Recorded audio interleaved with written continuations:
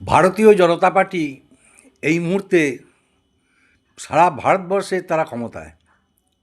একদিকে তারা কেন্দ্রীয় সরকারে, অন্যদিকে এই দেশের যে বড় বড় রাজ্য, সব রাজ্যগুলিতেই বলতে গেলে ভারতীয় জনতা পার্টি।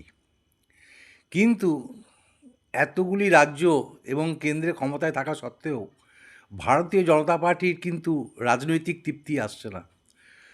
তারা যতক্ষণ পর্যন্ত পশ্চিমবঙ্গকে তাদের নিয়ন্ত্রণে না আনতে পারছে, ততক্ষণ পর্যন্ত তাদের মনে শান্তিও নেই, তৃপ্তিও নেই। কেন তারা এই পশ্চিমবঙ্গকে ক্ষমতায় পেতে চায়? তাদের একটি দর্শনগত যুক্তি আছে, সেটি হচ্ছে যেহেতু ভারতীয় জনতা পার্টির প্রথম প্রবক্তা ছিলেন ডক্টর শ্যামাপ্রসাদ মুখোপাধ্যায়, যিনি জনসংঘের প্রতিষ্ঠাতা ছিলেন এবং তারই অনুকরণে ভারতীয় জনতা পার্টি তৈরি হয়েছে। স্বাভাবিকভাবেই এই রাজ্যটি ভারতীয় জনতা পার্টির একদম পাখির চোখ।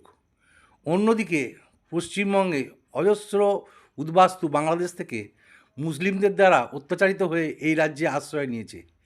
অথচ এই রাজ্যেই হওয়া উচিত ছিল ভারতবর্ষের প্রথম ভারতীয় জনতা পার্টির রাজ্য। কিন্তু ঘটনাচক্রে এই রাজ্যে কোনোভাবেই ভারতীয় জনতা পার্টি ক্ষমতা পাচ্ছে না, তাই তারা এই রাজ্যকে দখল করতে মরিয়া। দেখা যাক 2026 সালে এই যে বিধানসভা নির্বাচন, এই নির্বাচনে ভারতীয় জনতা পার্টি তার সর্বশক্তি নিয়োগ করবে বা করেওছে।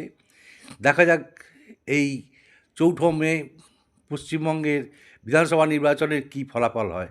তার উপরই নির্ভর করবে ভারতীয় জনতা পার্টির আগামী মনোভাব বা আগামী কর্মসূচি। নমস্কার।